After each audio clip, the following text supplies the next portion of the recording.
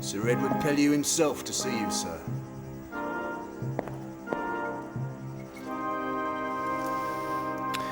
Very well, you can leave us. Your Honour, I shall have to lock you in. Then do it.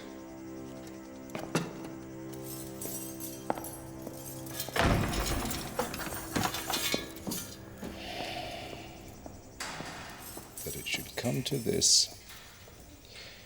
You of all people.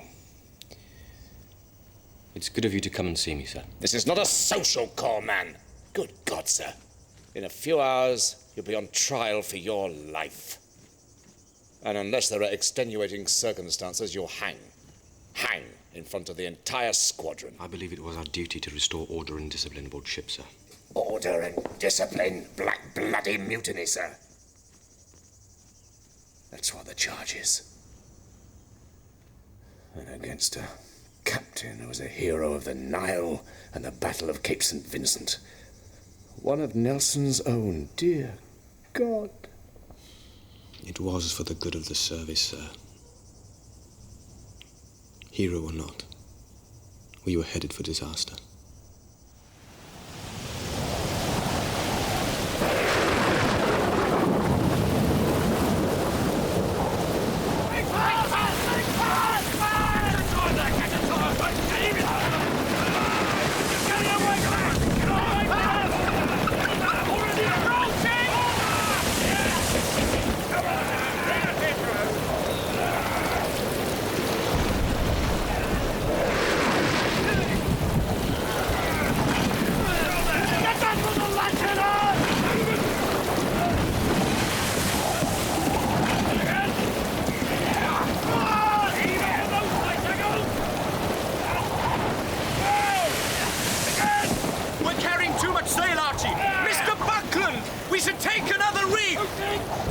You're the officer of the watch, Mr. Hornblower.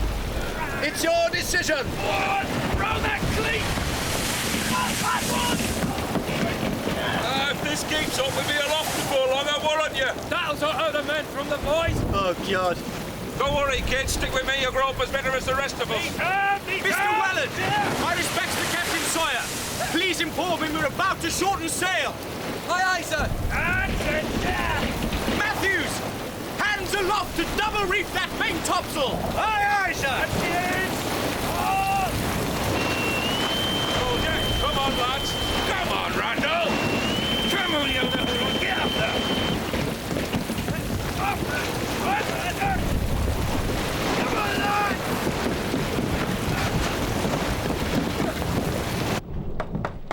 Come.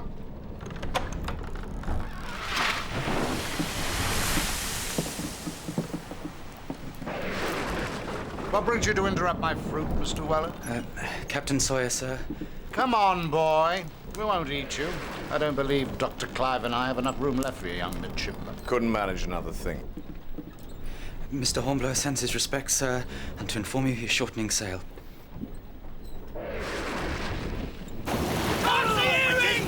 Watch what you're doing, Styles! Just watch yourself, Randall. Keep your friend out my way. Where are you going? Captain Sawyer, sir, I've ordered another reef in the main topsail, sir. So I hear, Mr. Hornblower. Your decision alone? Indeed, sir. Mr. Buckland, you're the first lieutenant. Do my standing orders require the officer of the watch to inform me before shortening sail or not? Sir! Sir! What kind of answer is that? Do they or do they not? Yes, sir, they do, sir. Mr. Hornblower? With respect, sir, your orders require us to inform you when shortening sail, sir. Don't come to sea lawyer with me, sir. Ahoy there! Gar! Mr. Hobbs! Sir! Have you ever had difficulty interpreting my orders? Did I have not, sir? There you are, then.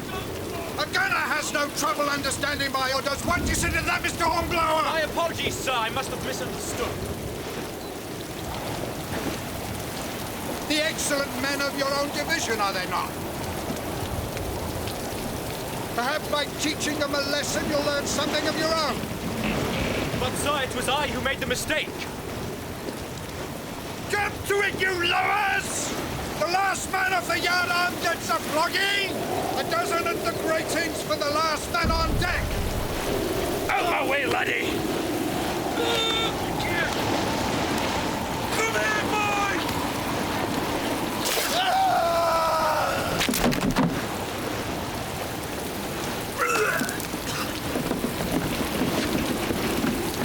Pass the word for the doctor! Pass the word for the doctor! He's dead, sir. Well! Well! He's dead! Dr. Clyde will be the judge of that!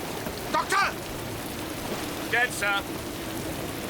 What are you waiting for, Mr. Hornblower? Have the lubber thrown over the side!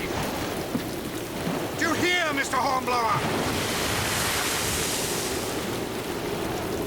For God's sake, Horatio. The lad's dead, sir. Nothing will bring him back. Is that right, Mr. Kennedy? Yes, Styles, that's right. We can read over him later, sir. Mr. Hornblower, get that man off my quarterdeck.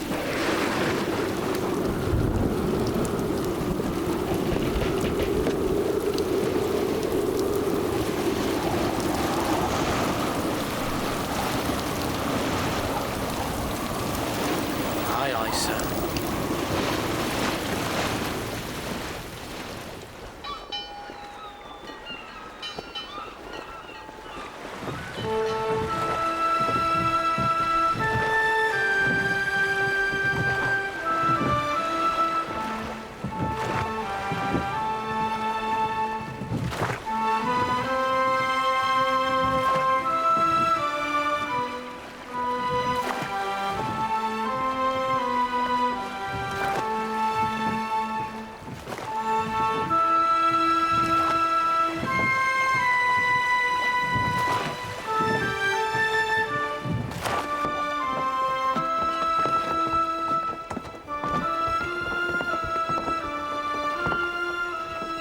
Stow those bales forward on the gun deck. Morning. Bush, second lieutenant.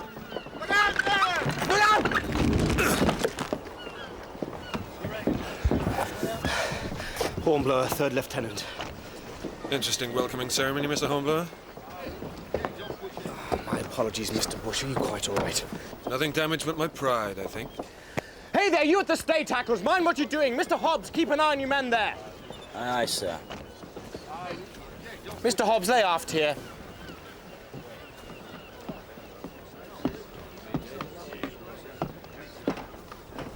Mr. Hobbs, your recklessness nearly injured one of the ship's senior officers, not to mention damaging vital supplies. Don't use that tone of voice when replying to an order.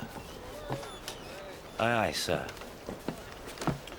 Perhaps if the men were better supervised, these accidents wouldn't happen, Mr. Hornblower. Captain's coming off, sir!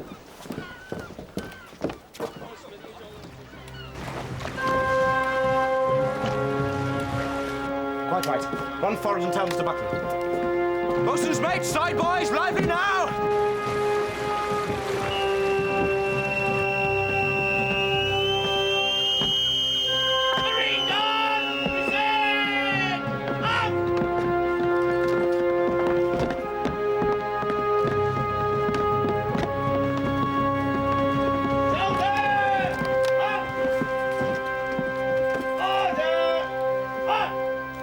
Lieutenant Bush, come aboard, sir. You came in my absence, did you? I did, sir. Did you report to the first lieutenant? No, sir. In my absence, you should have reported to Mr. Buckland. Mr. Buckland, why did Mr. Bush not report to you? I'm very sorry, sir. I was unaware that Mr. Bush had come aboard. He should have made himself known, sir. I was forward, inspecting the anchor cables. Mr. Bush? I arrived only a few minutes before you, sir. I wish to present myself personally. And may I say, sir, what an honor it is to serve under a captain with so distinguished a record. Well, Mr. Bush, you are welcome. Thank you, sir. In time, you may indeed thank me. Very well.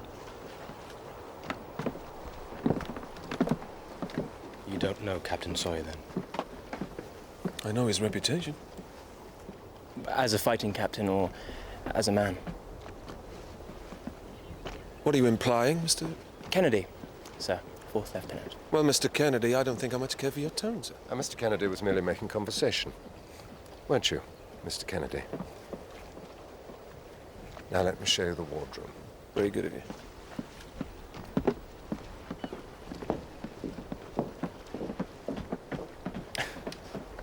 I don't think I much care for your tone, sir.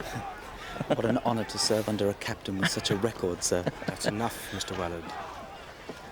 Now get below and find out what that hullabaloo is all about before it brings the captain down on us again.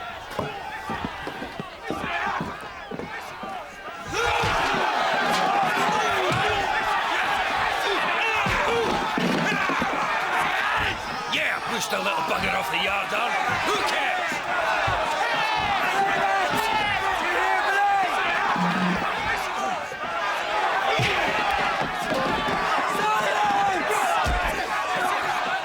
Mr. Matthews, you're the bosun! You get them to stop this bloody racket!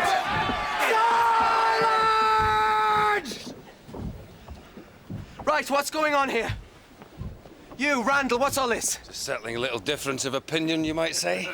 Captain Sawyer loves a bit of bare knuckle between the men. Keeps them ready for the real thing, he says. Come on, Mr. Matthews, get them to break this up. Aye, aye, Mr. Wellard. Come on now. Hey! No word. Hold hard there, Mr. Matthews. This hasn't been settled yet.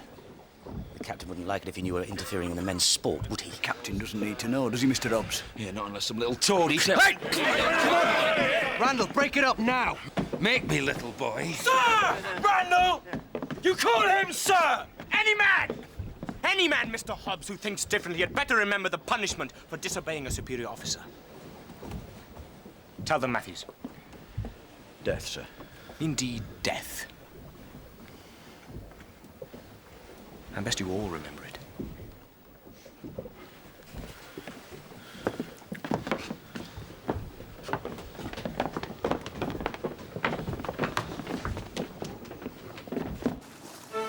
Get the ship underway, if you please, Mr. Buckland. Aye, sir. Loose the headsails! Loose the headsail! Hands aloft to loose the topsails! Hands aloft to loose the topsail! Carry on, Mr. Bush. Put your backs into it! Stop and go!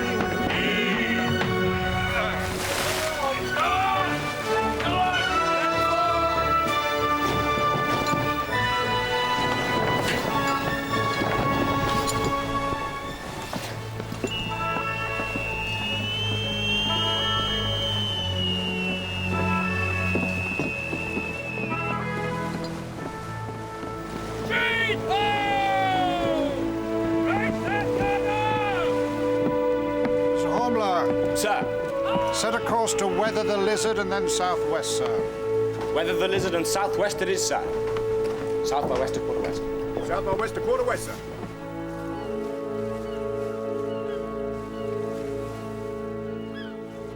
Well, gentlemen, it's the West Indies for us. Santo Domingo. The blacks are in rebellion there.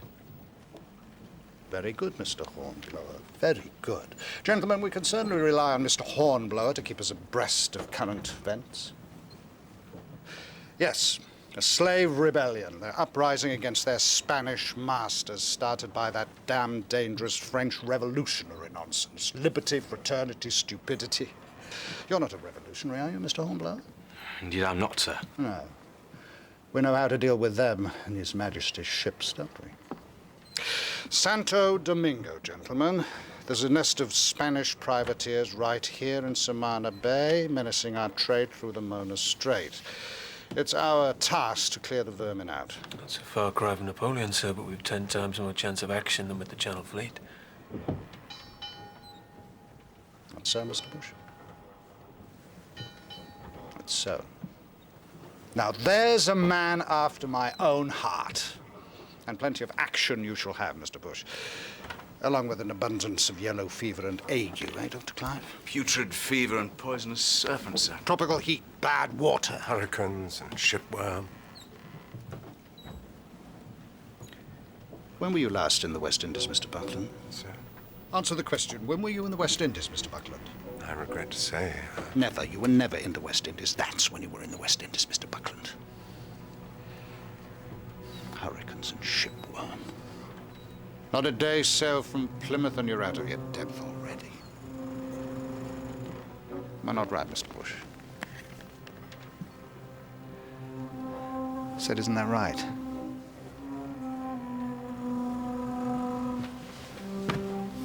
Sir, I protest. We all have much to learn, sir, from your example. Quite right, Dr. Clark.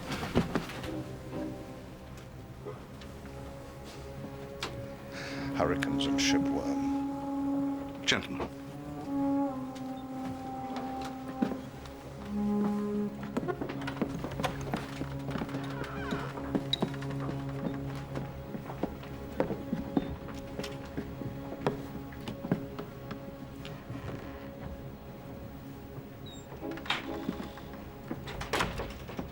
Then how would you describe such unsound behavior? Captain Sawyer's just wary, aren't she? Weary? The man's bedeviled, Horatio. Now, do you think Bush would agree with you? Well, no. Or Buckland? Each captain has his own way, Archie. Tell that to the poor young seaman of yours that we scraped off the deck and threw over the side. May I remind you that when we first heard we were to transfer to Captain Sawyer's command, we drank Portsmouth dry in celebration. The man's a national hero. He's earned his place in history. It's not history that concerns me, Horatio. It's the future. It's far more uncertain.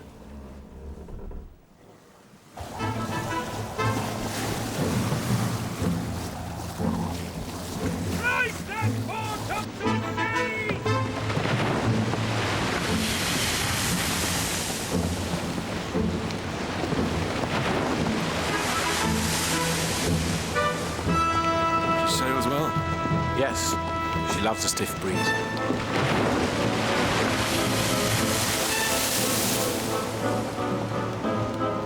This is a bit more than a stiff breeze. We'll have to get some sail off her. The captain has to be informed first, sir. Standing orders. Very well, Mr. Kennedy, if you would, please. Aye, aye, sir.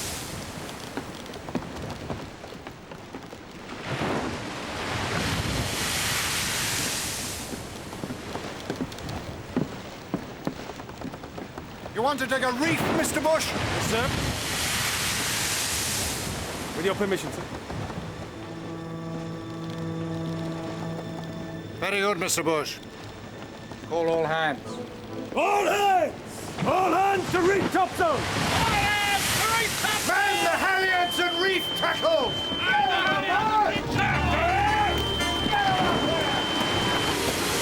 Reef tackles!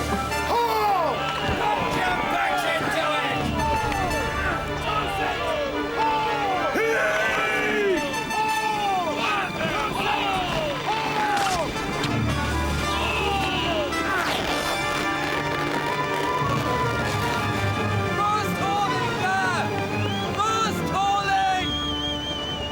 Who's that countermanding my orders? It's me, sir! Willard! You'll be sorry for this, Mr. Willard. Get down here immediately, sir. There's a reef point caught in the block, sir. Weather side. The sail was starting to tear. What do you mean, coming between me and a man who disobeys me? Mr. Willard is on my station, sir. He was only doing his duty. Get down immediately, both of you!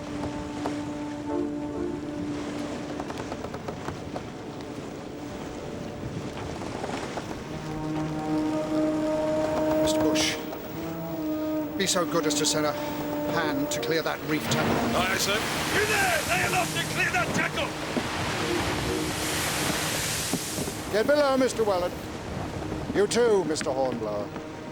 I'll teach you to conspire, trying to make me a laughing stock in front of the men. Do you hear me? Get below! Mr. Buckland, call the hands aft here, if you please. Aye, aye, sir. All hands lay aloft here!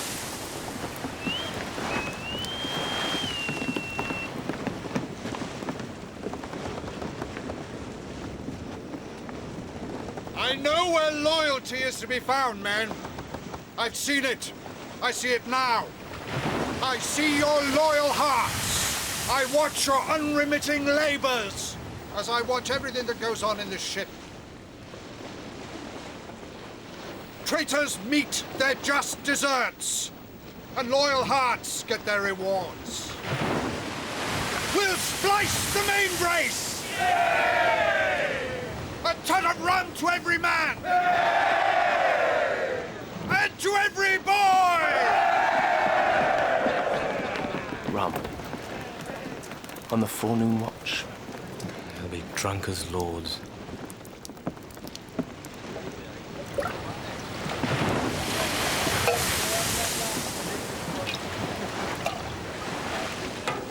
Come on, close up, close up. Mr. Matthews, lay aft here and bring your mate with you. Aye, sir.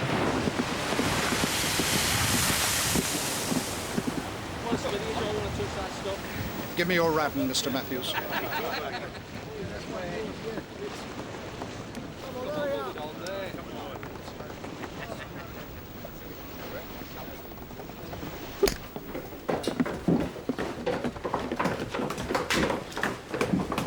Mr. Willard's presence is required by the captain, sir. You too, Mr. Hornblower. Very well.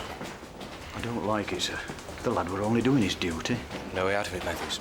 I could go a bit easier. Don't even think it. It'll be noticed, sure as sin.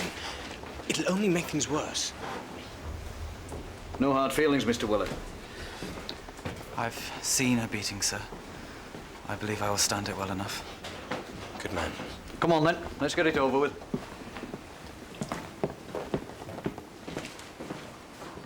And, sir, thank you for speaking up for me.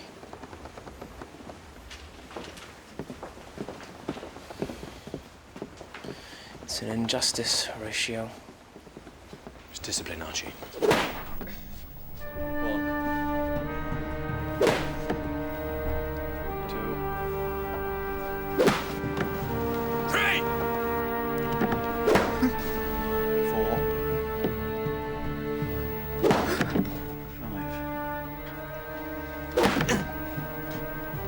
Six. Well, Doctor. The full dozen, if you please, Mr. Matthews. Aye, aye, sir. Come on. 7. 8. 9. 10. 11. 12. That's it. 12. Serves the little bugger right. Very well.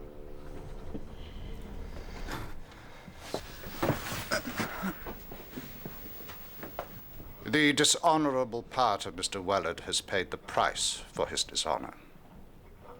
May that be a lesson to you, young man.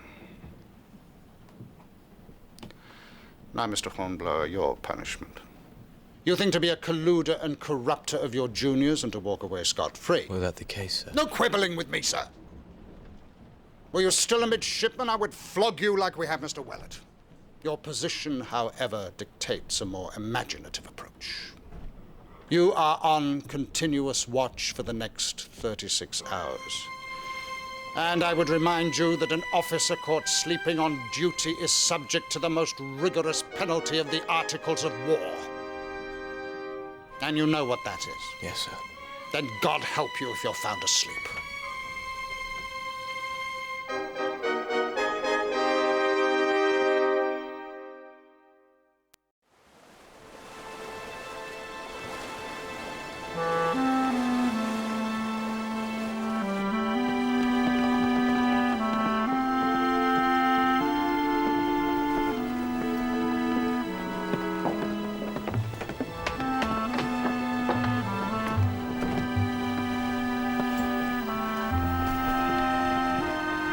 Continuous watch, then, Mr. Hornblower. Yes, sir. 36 hours, sir. It's a long time. Are you up to it? As Captain saw his wish, sir. It doesn't do to cross the captain. It's a lesson we all learn. That was never my intention, sir. Glad to hear it, glad to hear it. Stand firm. Accept your punishment, and we'll hear no more about it. Yes, Mr. Buckley. Carry on.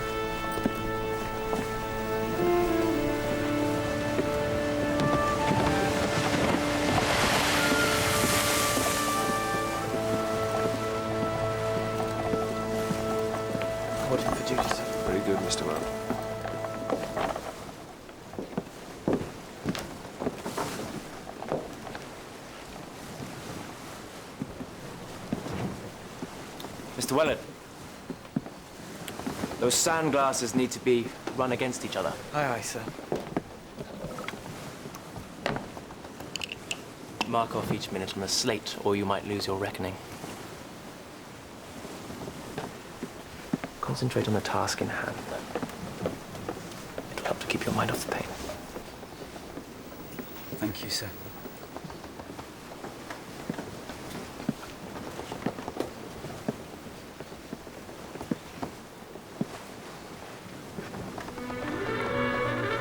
Mr. Wellard at work? Aye, aye, sir. Aye, aye, sir. Mr. Wellard has learned better now, perhaps, than to conspire against his captain. Against his lawful superior set in authority over him by act of his most gracious majesty, King George II. Has learned that it is the painful duty of his Picking on Wellard again. Mr. Wellard of the consequences of such behavior. Yes. aboard one of His Majesty's ships. Is that reasonable, do you think?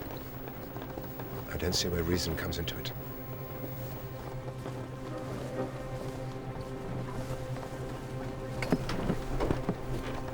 Mr. Wellard is sulky.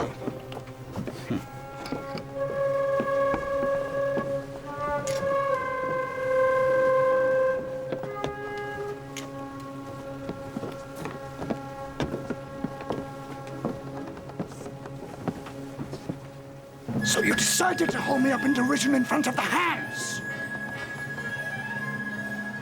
You and that cub, Mr. Hornblower, you plotted and planned so that my lawful authority should be set at naught. No, not at all, sir. Why attempt to deny it? Which one of you was it planned to snag that brief point? No one, sir. No one, sir.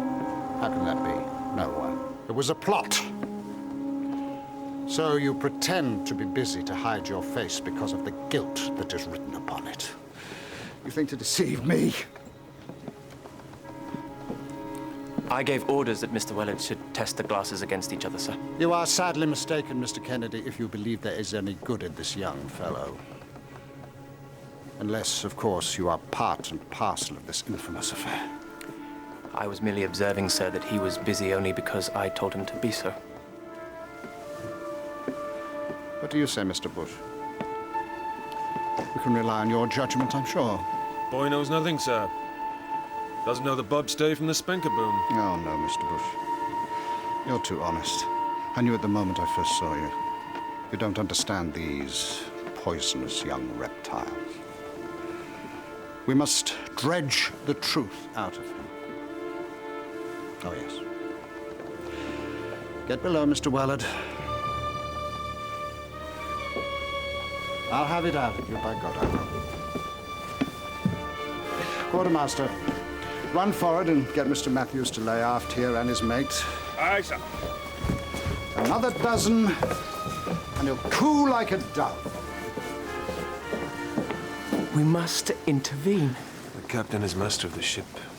And he sought your opinion, sir, which I note contained nothing to dissuade him from this beating upon which he is now embarked. Mr. Hornblower, may I suggest you take the time to remind Mr. Kennedy that he is merely 4th lieutenant aboard this ship? He has the captain's ear. Why did he not speak when he had the chance? Say what? Captain's blood was up. For Mr. Bush to have spoken up for Mr. Wellard would only have provoked him further. You think I should have held my tongue? You think I made it worse? You acted for the best. Oh. Well, there's precious salt for my conscience. On deck there! Sail ho! Where away? 4 points abaft the main, sir!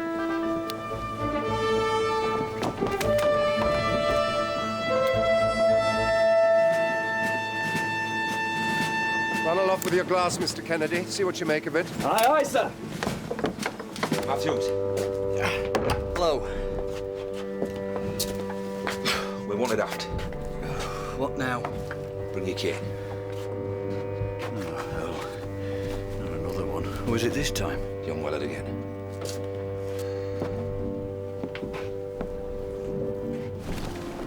There, sir. Just forward of the backstay.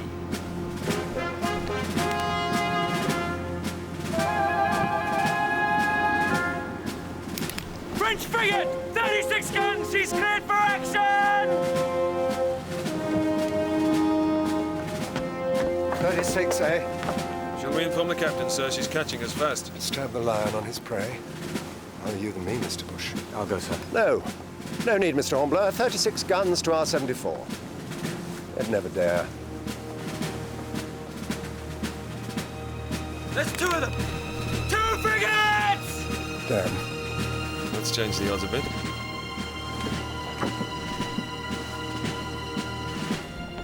Sir! Mr. Hornblower, you better have a good reason for this interruption. Yes, sir. Mr. Buckland's respects there, and there are 2 French frigates on the starboard quarter. Tell Mr. Buckland I shall be on deck directly. Bosun. Sir, they're cleared for action and coming up fast. Thank you, Mr. Hornblower. That will be all. They'll be up with us in minutes, sir. Damn it, man! We can blow them to pieces long before we come into range of their piddling little pop guns. Not if we're not cleared for action, sir. You will answer for this later.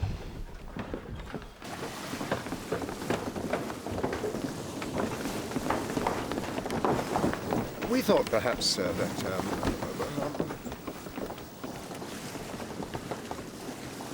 Clear for action.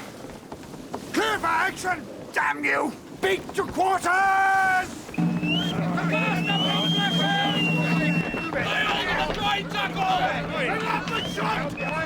Come on, man! Look lively! Over the stone port! my God, they're fast. Mr. Hobbs, you will oblige me by taking a rope's end to those men if they don't bestir their miserable selves. What's wrong with them? Aye, sir! Come on, take to the side, Tiger! Smarten yourselves up, men. They're drunk, that's what's wrong with the buggers. Beware a loose tongue, Mr. Matthews. You never know where it might lead. My tongue may be loose, Mr. Hobbs, but at least he's not raw for licking the captain's ass. Come on, put your backs into it! My God, she'll be across our stern any moment. God help us. I have no muttering on my deck.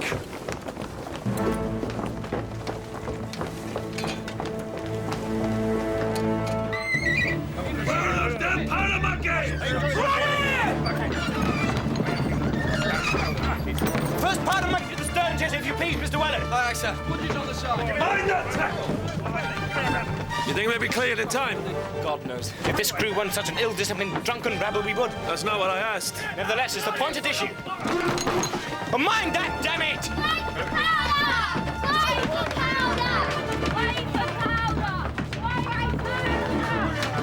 Mr. Weller, here!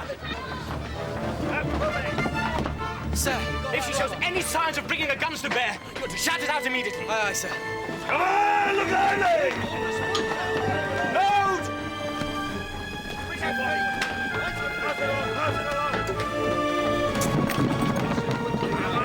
They're running out the guns on the starboard side, sir. Shot! Sir, I think she's about to open fire. Belay that shot! Run her out as she is, damn it! We're firing warning, Mr. Bush. Warning? What the devil? She has to see us smoke. None of our guns is ready. Very well. Shot! Fire! Stand clear! Reload! Frenchman bearing further away, sir. Very good, Mr. Weller. More rammers! Run her out! Fire!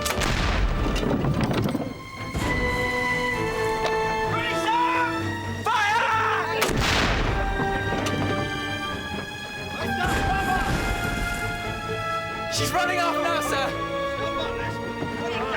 We've frightened her off, sir. Very good. Very good. An original concept, Horatio, to fire the contents of your cot at him. It would certainly have put me off my aim. You see the way the Frenchman fell off the wind at the first whiff of it. Well, Mr. Hornblower. Sir. I'm informed that you fired your stern chaser with no shot in it. Is that true? The Frenchman was bearing away preparatory to firing, sir. I thought it of capital importance to make him think again. However, briefly, so as to give Mr. Bush time to fire properly, before we received the full broadside, sir. Subtle, Mr. Hornblower, subtle. How long did it take you to cook up that story? Is this to be your career, Mr. Hornblower, covering up your incompetence with ingenious fairy stories? I submit, sir, that the ploy caused the Frenchman to... You submit? Good. Submit to just criticism, and in time you might make a seaman. Sir, with respect, Mr. Hornblower and I agreed upon a course of action, that his stern chaser should fire its warning. You too, Mr. Bush, are you joining Mr. Hornblower? No, sir, it might have been the wrong course of action, but I agreed to it. Mr. Hornblower posted Mr. Weller to observe the French frigate. Mr. Weller. Ah, yes, I'm obliged, Mr. Bush, much obliged. Mr. Hornblower and I have some unfinished business with regard to Mr. Wellard. One. Two. Three.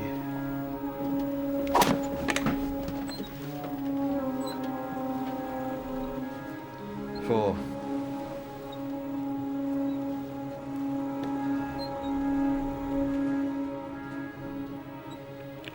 Well? Sir, do I proceed?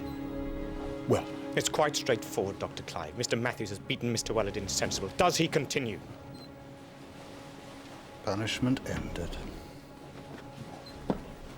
Bring him to the sick bay. Then get back on watch, Mr. Hornblower.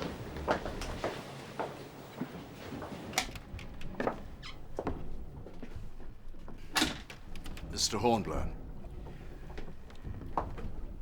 Nasty business, that. Nasty business.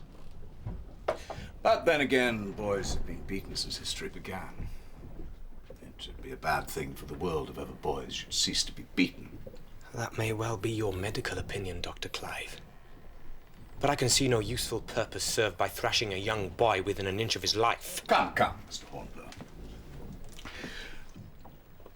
A little tincture of laudanum for the pain, and all will soon be forgotten.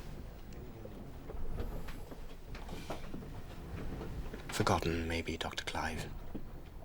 But forgiven. Careful, Mr. Hornblower. I've had the good fortune to serve the captain for over 15 years, and he's inspired nothing but loyalty in the men under his command. And that, too, is your medical opinion, is it, Dr. Clive?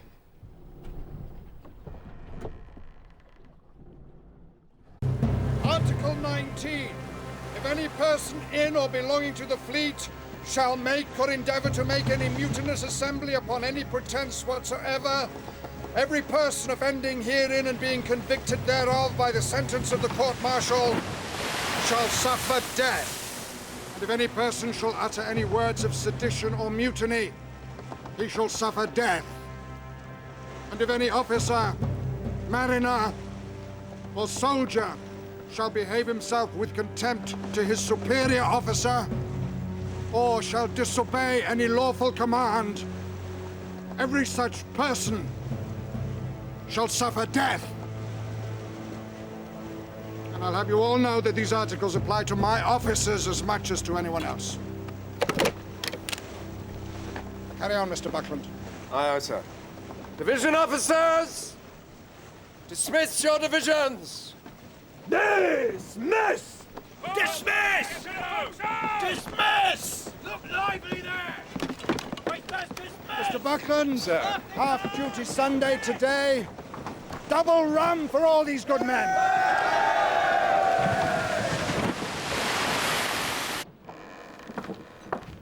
Sir.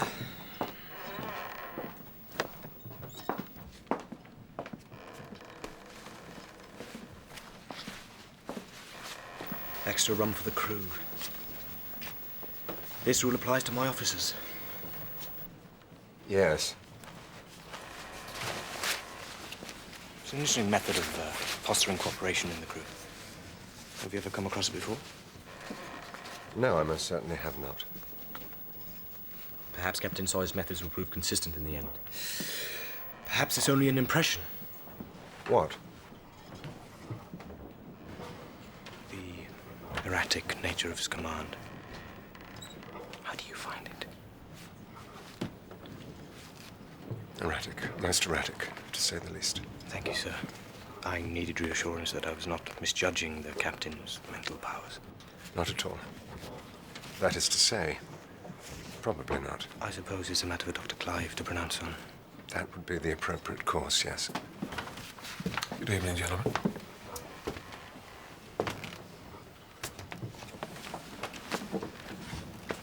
You are the officer of the watch, are you not, Mr. Hornblower? If you'll excuse me, sir, I'm needed up on deck.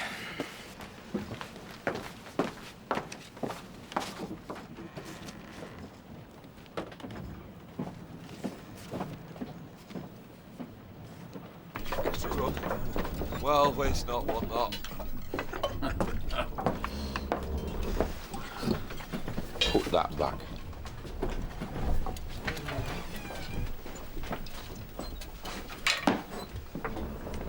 Put that back. Or do you want me to smarten up that big ugly face of yours? Styles.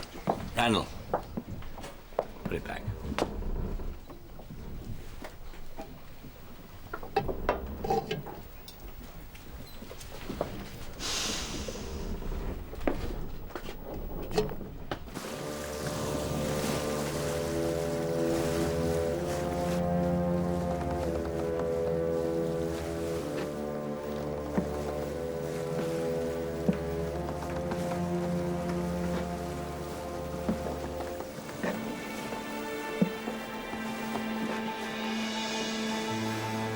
Mr. Hornblower.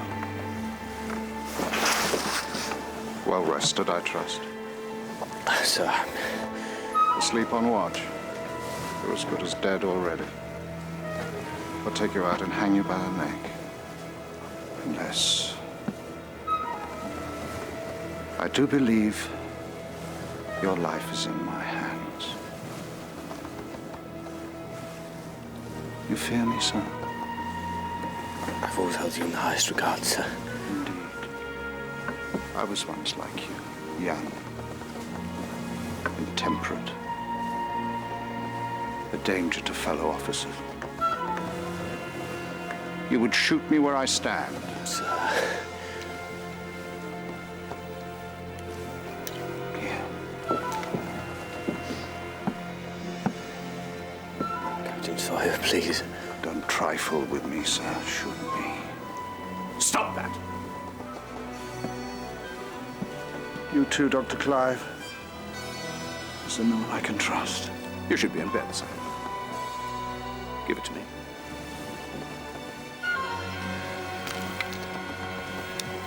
You could do yourself an injury, sir. Come. I shall give you something to help you sleep, sir. Yes.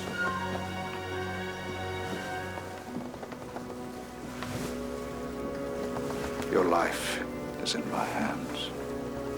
Don't forget. Your life is in my hands. You won't forget, sir. Will you, Mr. Hornblower? I will not, sir.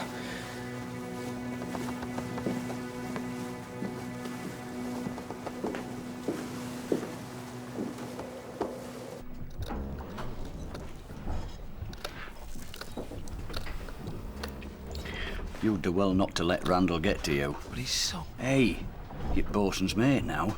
It's your job to keep order. Message from Mr. Hornblower. Could you attend to him on deck? Is that all he said? No, he said look lively.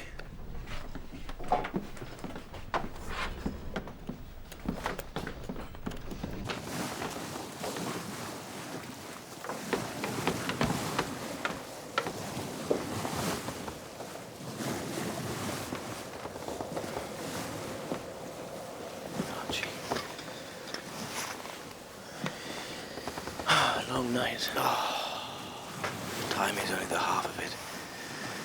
I feared he was the captain returning. Oh, why, what new madness has he embarked upon?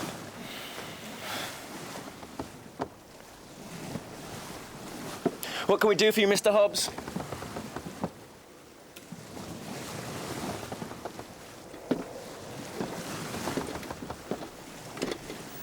Captain Sawyer.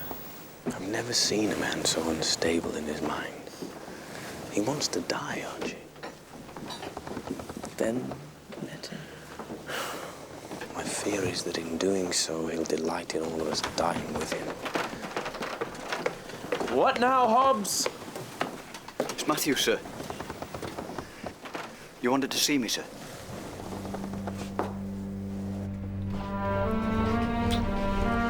I think I'll call her Bessie.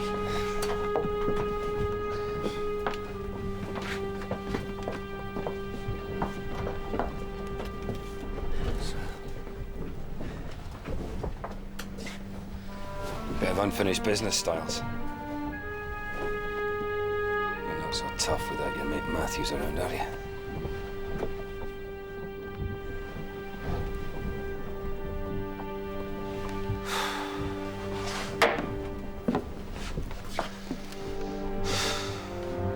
I don't need any help to teach you some manners. You don't need no knife neither. Get off me, bastard! Get off! Get off! Oh, God, no!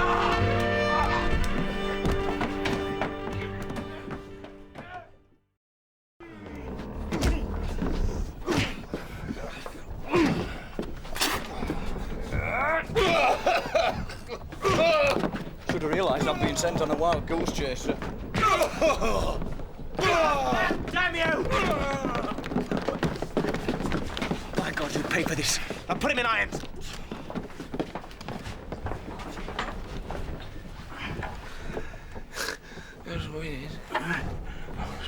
What? He said he was winning, sir.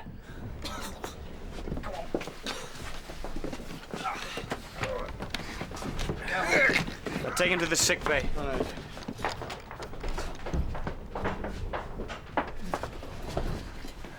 What the devil do you want? I heard there was some sort of argument going on. Natural high spirits below decks, I dare say, sir.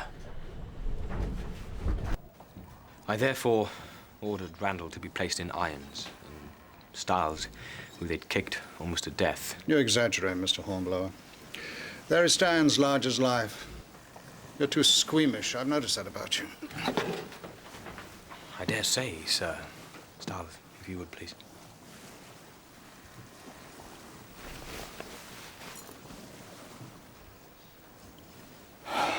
Nevertheless, there he stands. As I say, your squeamishness clouds your judgment. I advise you to conquer it. It does not bode well for your conduct under fire. Mr. Hornblower. With respect, sir, I find... Respect? What do you know of respect? You come before me with these men whose boisterous high spirits led them to knock each other about a bit, and you expect me to punish them. I like high spirits in my men, do you hear? What I do not like are weak-kneed officers who do not know how to keep order. Do you understand? I understand, sir. Charge is dismissed.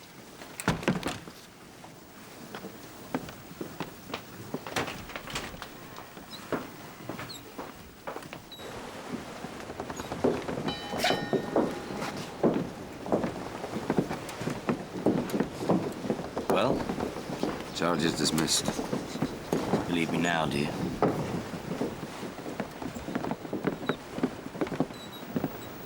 What the devil's he up to? I suspect the evidence was before the captain, before I opened my mouth. The evidence you wanted to hear, that is. My God, I believe you're right. Weak-kneed officers who do not know how to keep order. Never heard the like. Order? He doesn't know the meaning of the word. Stay where you are, gentlemen. There. Every sign of guilt. Bear witness to it, Mr. Holmes.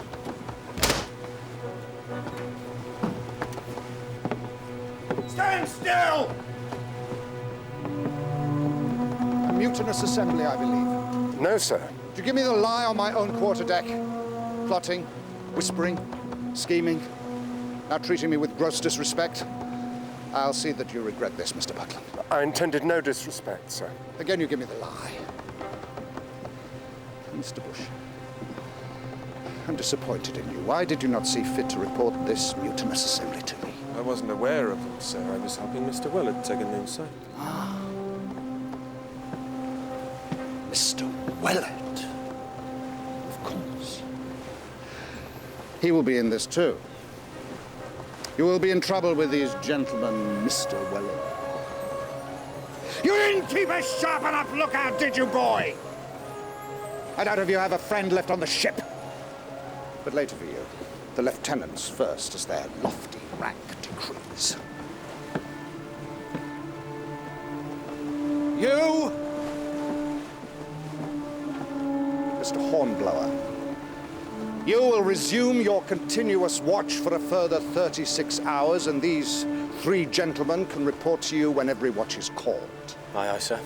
And at every hour of every watch. 2, 4, and 6 bells, every watch, day and night, every hour. And they are to be properly dressed. Let there be no slackness in the execution of this order. None. I will have means of knowing if I am obeyed or not.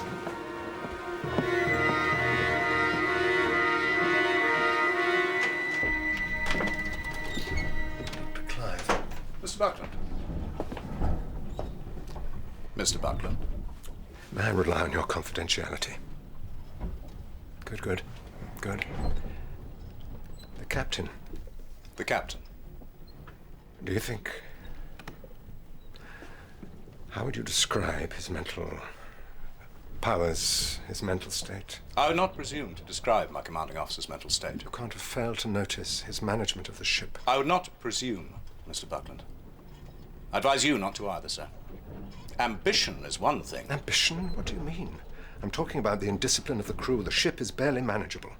Hasn't it occurred to you that you would be captain? What? What are you talking about? For God's sake, man. If the captain were declared unfit, you would be acting captain. Master under God and all the rest of it. Sole arbiter of all lives aboard.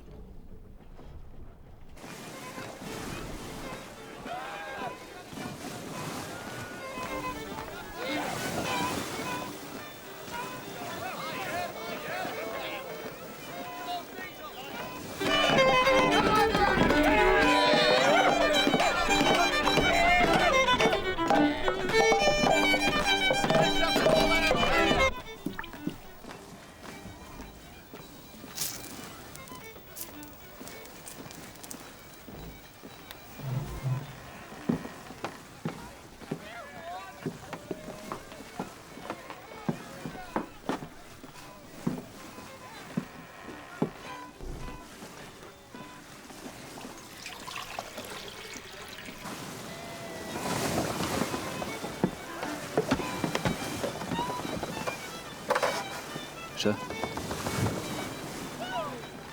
Matthews.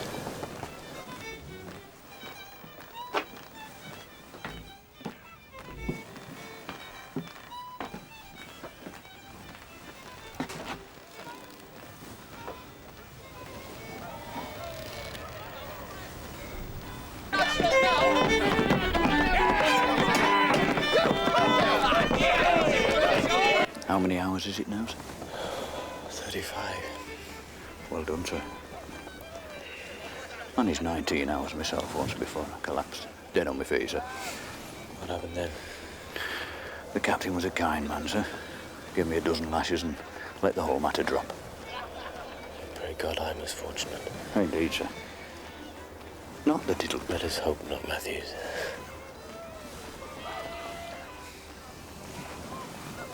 A lively crew.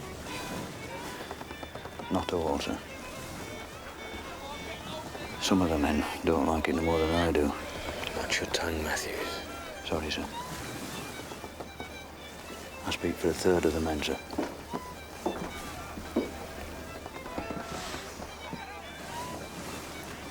Carry on, Mr. Matthews. Aye, aye, sir. Mr. Willard.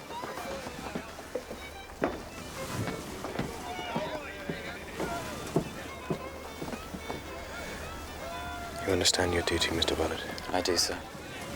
Good luck.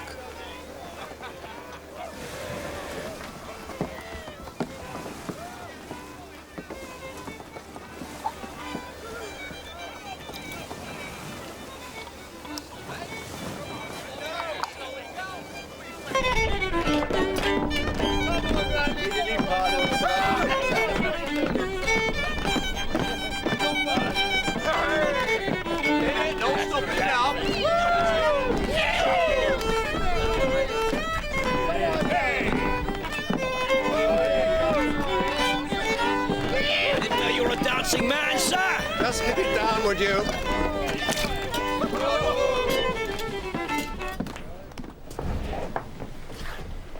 Who threw that? The captain will hear of this. He'll have a right laugh when he does.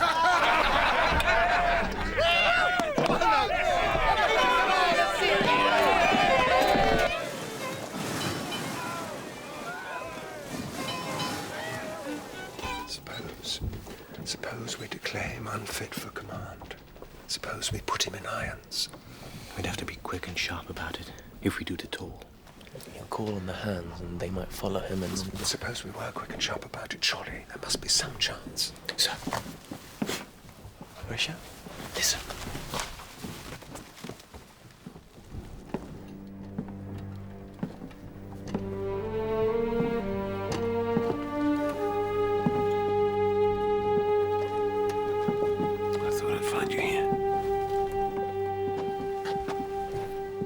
Did you indeed? The wardroom was deserted. I thought you might be up to something. I thought you might feel that something had to be done. I'm not sure I follow you, Mr. Bush. About the captain. What? I thought you might feel that the captain wasn't fit for command. Mr. Bush. As I do. I think we're all of one mind, Mr. Bush. Well, in that case, I'd be very glad if you allow me to join you.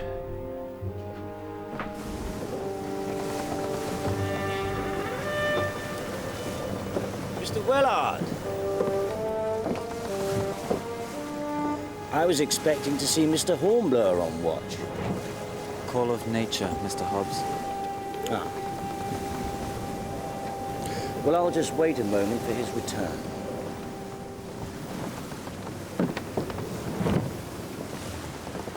He's made a mockery of us. Officers on continuous watch. It's as good as a death sentence. And Mr. Hornblower here, how many hours has it been? It's certainly a novel approach to captaincy. Novel? And what about Wellard? I like it no more than you, Mr. Kennedy. So do we act now? Do we take a chance and declare him unfit? And in Kingston, sir? What will await us there? A court-martial. Why? Why? What on earth for? Well, this is mutiny, Mr. Buckland. Mutiny. Well, perhaps I should check the wardroom to see that Mr. Hornblower is all right. I hardly think that necessary, Mr. Hobbs. Well, we wouldn't want anything untoward to have happened, would we, sir? Where are they, Mr. Wellard? This is the point. It'll sound different in court. We've been punished. That could happen to anyone. There's no grounds for mutiny. And the crew? Double rum, make and mend. It's not for us to criticize the captain. So the court will think. But when they see him, Horatio... He's cunning. And we all know he can talk. He can find a reason for anything. And he's plausible. Wellard, a midshipman, no friends, no family. What will the court say when they hear the captain had a boy beaten a couple of times? They will laugh. And so would we. If we didn't know. We will hang for it. 22 years. I've held my commission. Now he'll break me. And break the whole bloody ship.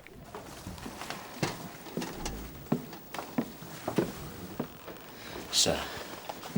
Sir.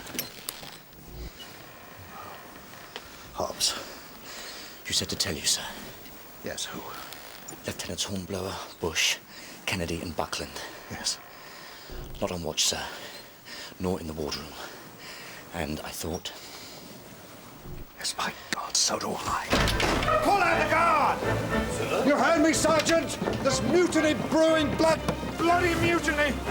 Pull out the guard! Stand still! If you find two or more of these gentlemen together, you will tell them to stay exactly where they are. Forward you go, Mr. Hobbs! To the hold amidship! Aye, aye, sir! Flush them out, the verminous scum! Shh.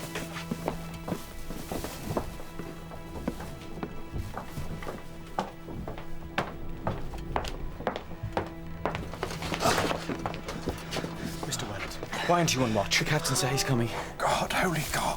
Anyone else? He sent Hobbs to cover the midship section. He's turned out the Marine Guard.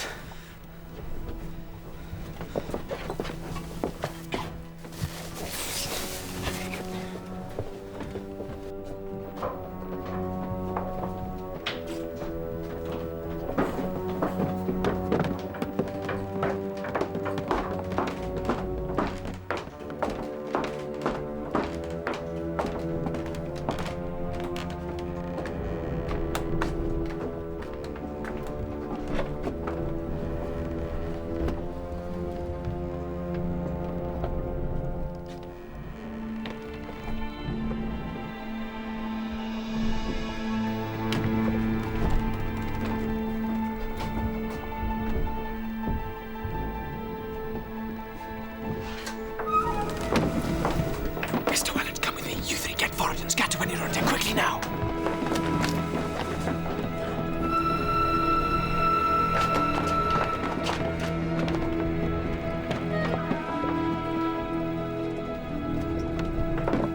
You two, go forward.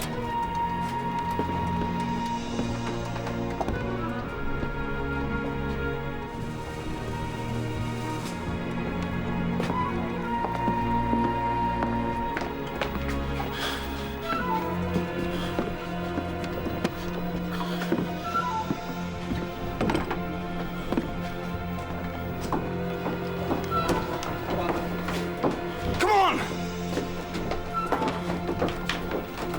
It's the captain.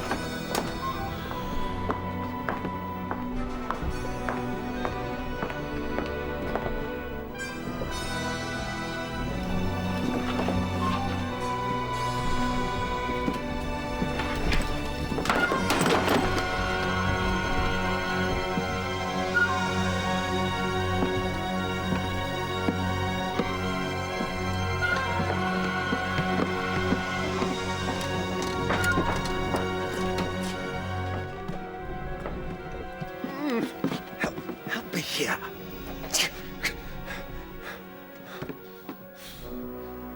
Thank you. Let's get the grating.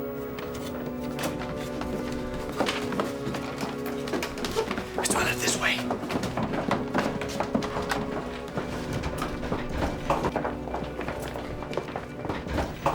Who's there?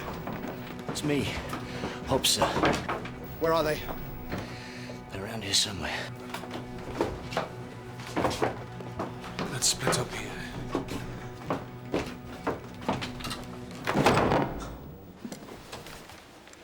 Over there. Down there. After them!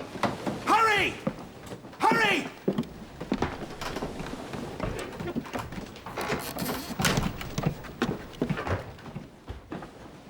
I hear you. Out.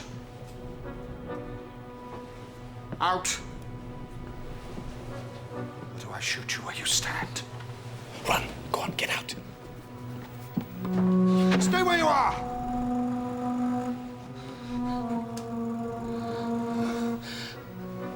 They've abandoned me. Universal treachery. Universal desertion.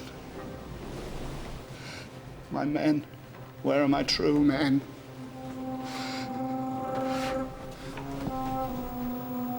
Keep away.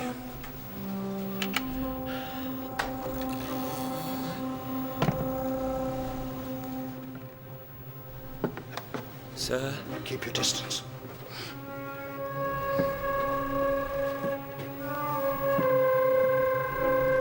Sir?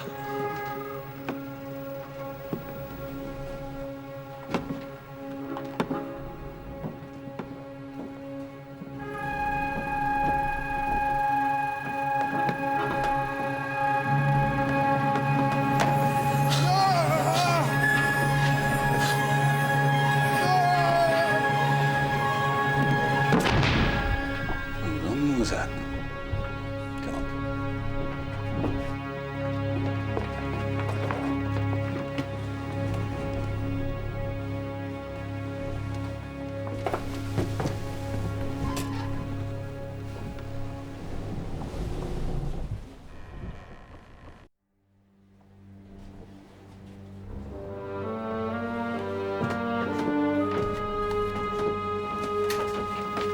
Is he dead? Dr. Clive is with him now, sir. What happened? It would appear he fell, Mr. Bush. Fell? So it would seem, sir. Are you all right, Mr. Willard? You shaking? Quite well, sir, considering. Mr. Willard, would you kindly retrieve the captain's pistols? They could be vital evidence, sir. Ah, yes, indeed. Sir, Captain was talking about mutiny, sir. We gotta catch the mutineers, he says. Did he give you any indication as to the identity of these mutineers? No, sir. But Mr. Hobbs was with him. Mike confided in him, sir. Yes, thank you. Dismissed.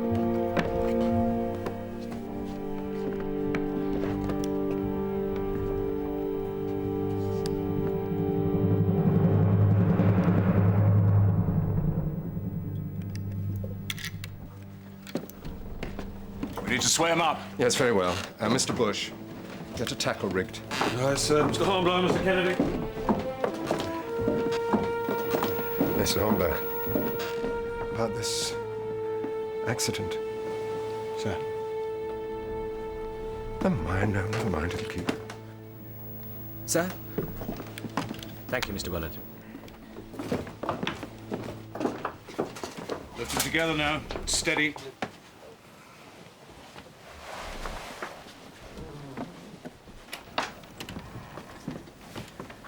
The pistol, sir. Very well. Over there. Will he survive? I think so. Will he recover? Depends on what you mean by recover. He's very severely concussed.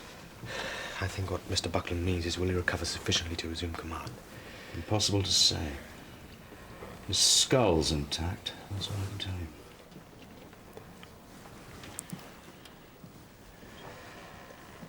Our being on continuous watch, sir. I'll go with the captain's orders until we know more. Aye, sir. But what else can I do? He might wake up this afternoon, for God's sake. Then what?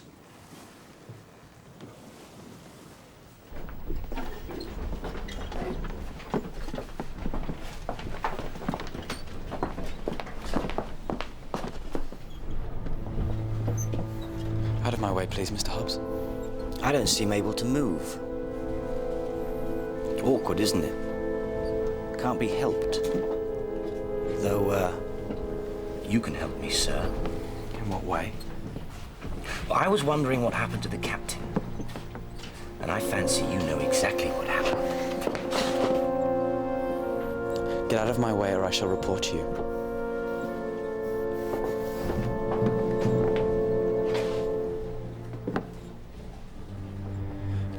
How can I help you with that? I wasn't there. Oh, I think you can, sir. For when the captain's recovered, there'll be shootings and hangings aboard this ship. And you won't want to fall foul of those. So I think you'll tell me. After all, you wouldn't want to see your young neck stretched like a chicken. Sir.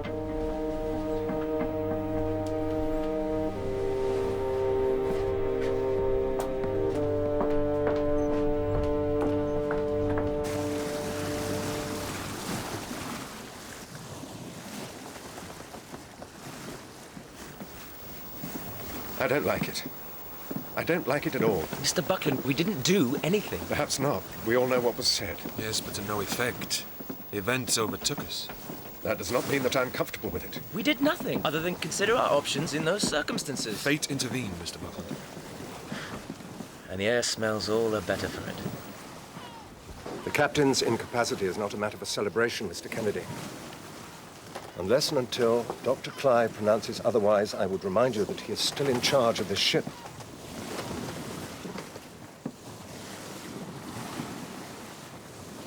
You want me to wake him, sir? He hasn't slept for days. Let him have a little longer.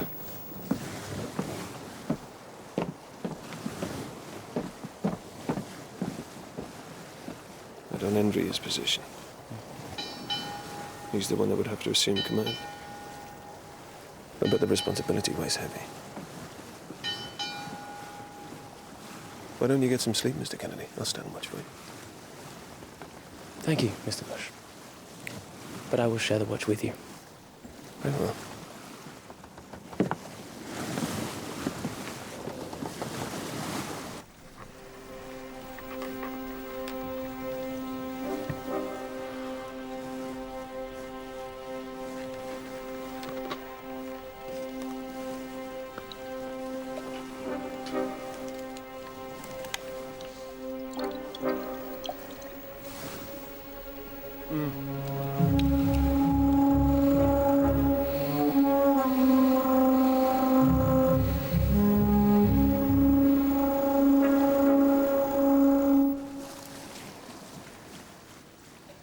Two-day sail from Santo Domingo. Not long to whip this crew into fighting shape. No, Mr. Bush, but I'm sure the task will not prove beyond us. How did it happen? How did what happen? How did the captain fall down the hatchway? I think he must have overbalanced. Is that all? All? What do you mean, all? You know what I mean. You were there. Mr. Buckland's compliments, and can you both attend him in the captain's cabin immediately? He's lost his memory, you say? Yes, he does not remember his accident at all, or the hours preceding it. Is he capable at present of commanding this ship? It needs to be established, Dr. Clive. At present, no. Then we all know where we stand. For the present, we do. How do you propose to treat him? We're bleeding him. I may purge him later. I've yet to refine a regime. He's certainly calmer. Calmer? In what way has he not been calm? He looks comatose. That may be a natural reaction to his memory loss and so on, to his injuries. And what was this quite natural reaction? He became a little agitated, that is all. How? In what way agitated? He showed symptoms, not extreme, of a certain paraphrenesis with occasional frenetical impulses. And in plain English? I could perceive certain symptoms, as I say, tendencies, which led me to suppose some irritation of the meninges, brain lining, in plain English, which caused me to think. In plain English, Dr. Clive, is the captain capable of resuming command? No. Thank you. For the time being. Oh, back there again, are we? And we won't know, will we, if you keep him in this condition? What do you mean? You're giving him laudanum, aren't you? What business is it of yours? I'm his doctor. One does not need to be a doctor to know the effects of an opiate. But you're dosing him with laudanum, Dr. Clive. Well, are you? A certain dosage seems to be appropriate. How will we ever know if the captain is capable of running the ship if you're keeping him in a constant state of sedation? You will oblige me, Dr. Clive, by leaving off your drugging of the captain.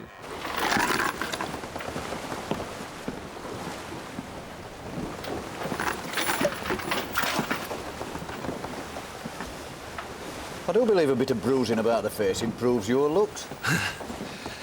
I've had worse beatings at the hands of my father. If he was my father. Next time, I'm gonna do you for good, Styles. It's you when we toss us to the crabs, Randall. Except that spit him out. Because they're very particular about what they eat at crabs. It's more likely when the captain comes back, you two will be dancing from the end of a rope. You and whoever it was who pushed the captain into the hold. Save it, Styles. He's all mouth. Oh no, that's a promise. I've got a nice bit of yard on for you two. And an extra bit for Mr. Wellard. The captain fell. We all know that. Of course he did. Anyway, you two won't be so leery if the captain doesn't come back, I can tell you. Oh? Why not? Because Lieutenant Buckland is a born fool. He couldn't command a trip round the bay, never mind a 74. Dr. Clive, it is necessary for me formally to assume command of this ship. What's preventing you? You are Dr. Clive. You will not declare the captain unfit for command. You keep prevaricating. Until you declare him unfit, it will be a usurpation of power. Mutiny, in other words.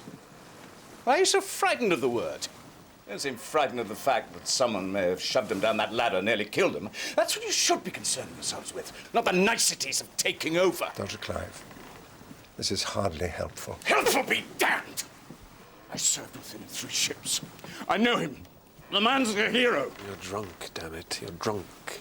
Dr. Clive, We are less than 2 days' sail away from Samana Bay, where we are to see action. It is vital that you declare the captain unfit to command this ship, and for it to be noted, you will please satisfy us as to this point. Damned if I will. There it is. You decide. Satisfy yourselves. It may be a useful cautionary measure, sir, if Mr. Kennedy were to note Dr. Clive's inebriated condition. It may be that he is incapable himself of carrying out his duties.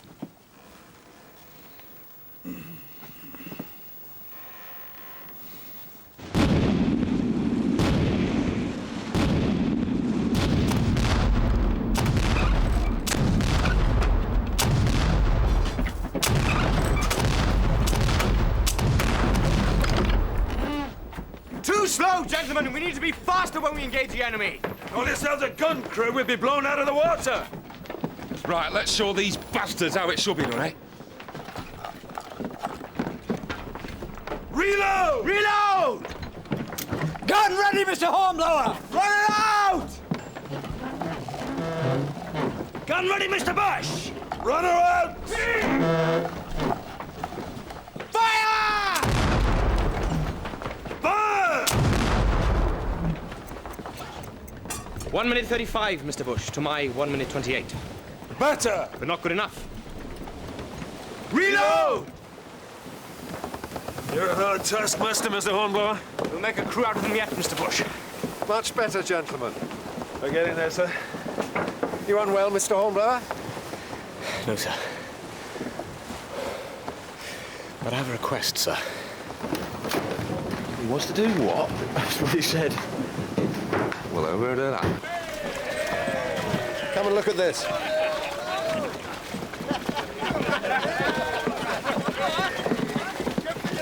Could you do that?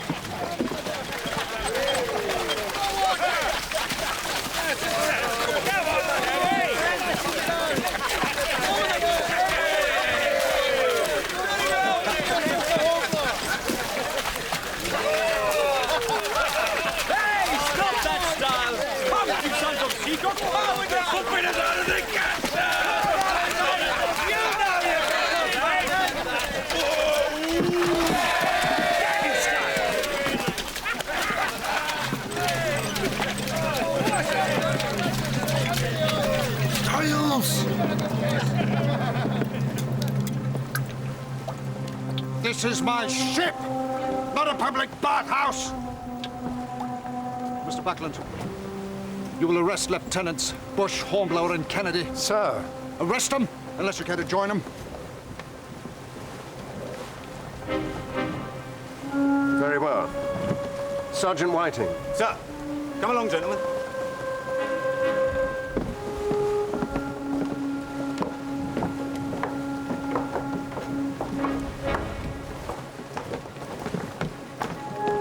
And clap them in irons like the mutinous dogs they are!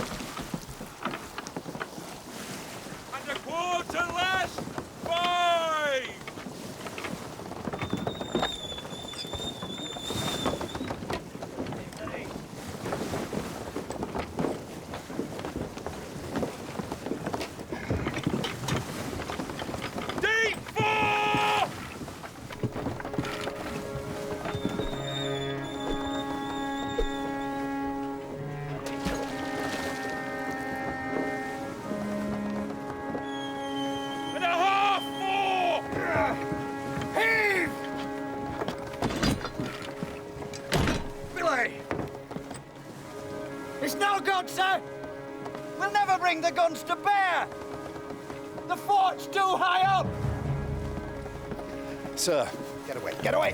Sir, I beg you, we are standing into terrible danger. By the mark, 3! There is only a few feet of water under us, sir. We must turn now before it's too late.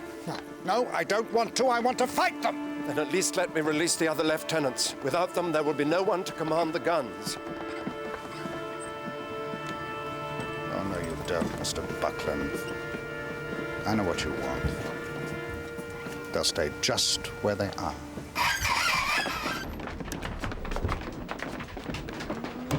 We're gonna come under fire at any minute. Why doesn't Buckland do something? Most of the hands would back him up. They're not stupid. Hobbs! Hobbs, come here now! For God's sake, man, this is madness. Get us out of here. Can't do that, sir. You know I can't. You can't work the guns on your own, Hobbs. Lead us, Hobbs. I can't. Hobbs, get us out of here now. That's an order. No. Damn, thought we had him there. We did.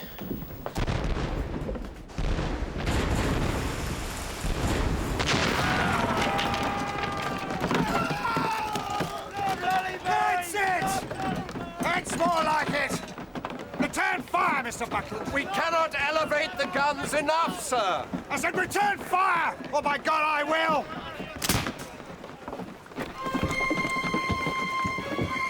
Engage the enemy, mister. Sir. And a quarter less 3! This is my ship!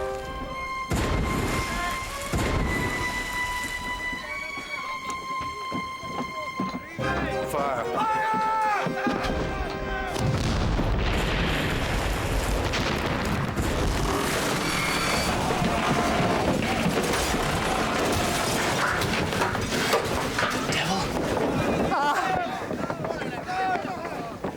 We're aground. God help us. We're aground.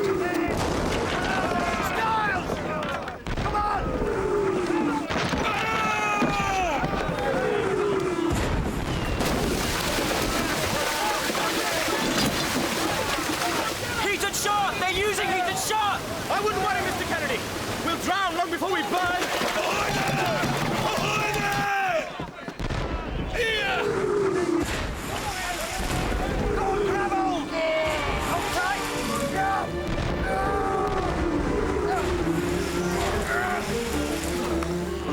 Why is it I can never find you when I need you?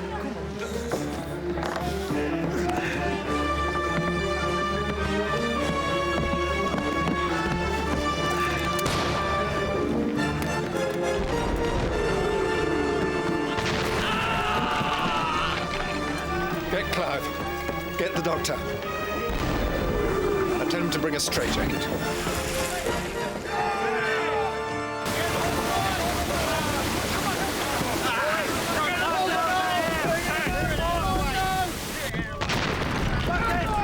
Where do you think you're going? No, you don't! Oh, Randall, get out of my way. Make me!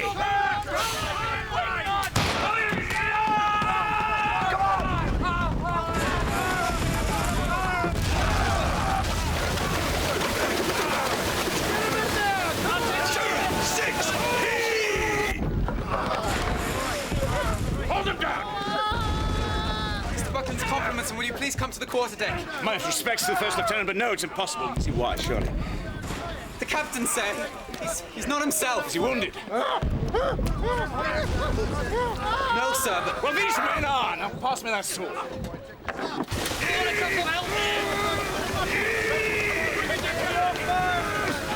Stand back, gents. We'll soon have you out of there. Do your stuff, Styles.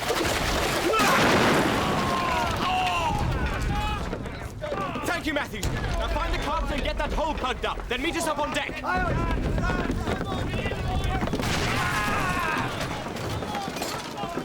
Buckland, you all right, sir?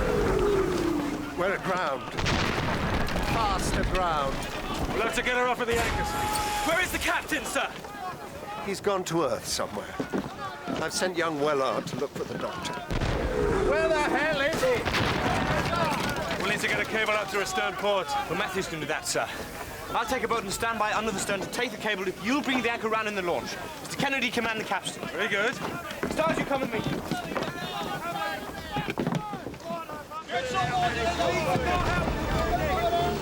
Give us plenty of slack, Matthews. Aye, aye, sir. More slack. Come on, men!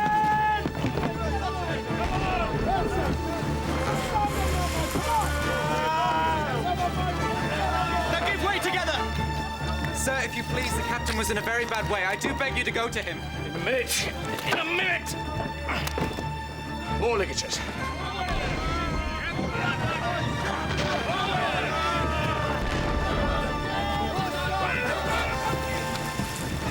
Stretch out, Mr. Hornblower, stretch out! Aye, aye.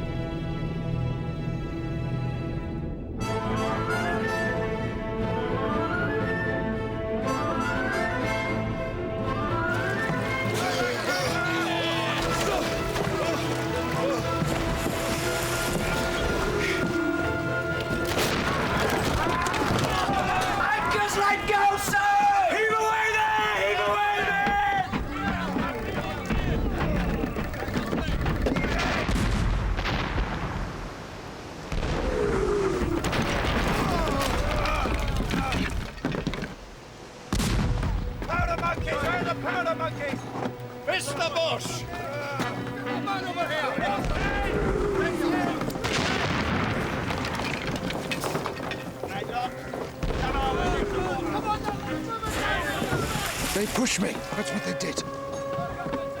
Push me. Mutiny. My God.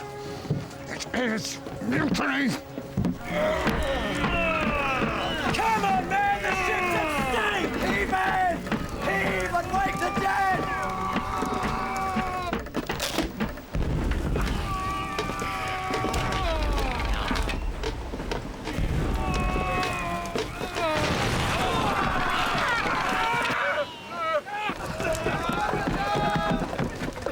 Move those bodies there!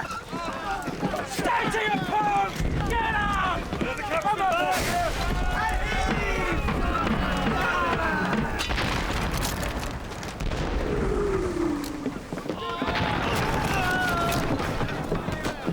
Where is he?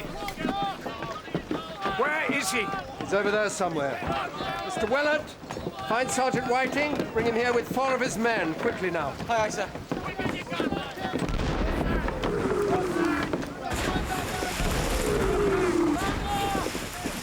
Captain Sawyer, sir. It's me. Dr. Clive. I was right. Heave, damn it, heave! You want to sit here till the next tide while they shoot us to pieces? Heave!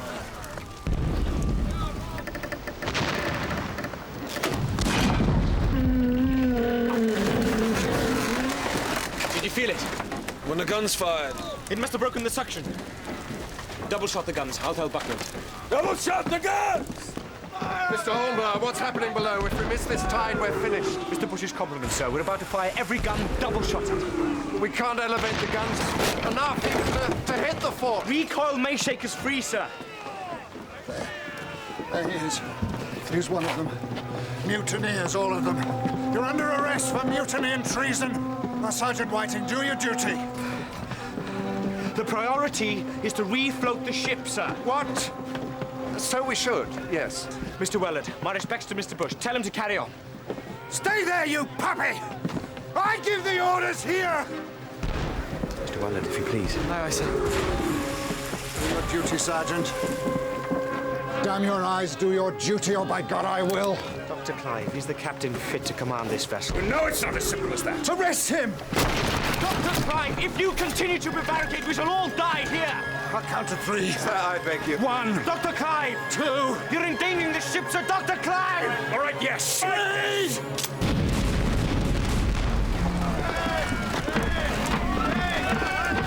Keep it going, Marquis!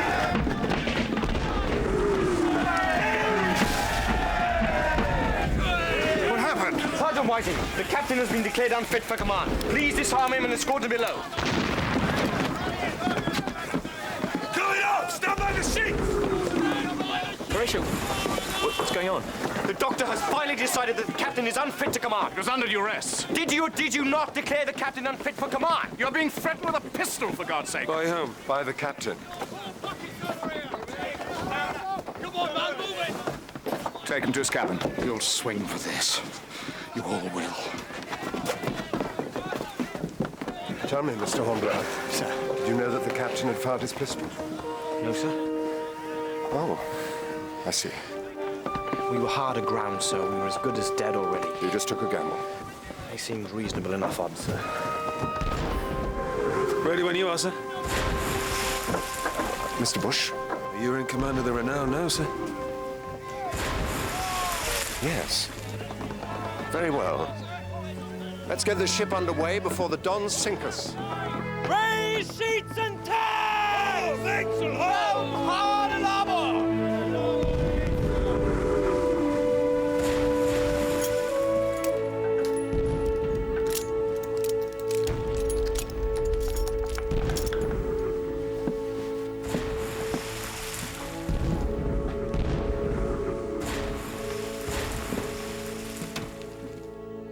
So the ship was saved.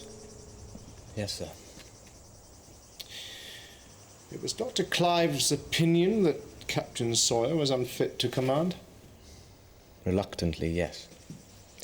That was his opinion. Well, that's something at least. But you do realize, sir, it's your word against his. It was for the good of the service, sir. And for the safety of the ship. By God, Mr. Hornblower. I hope you can back that up with solid evidence, because from where I'm standing, I wouldn't lay great odds on an acquittal. No, sir.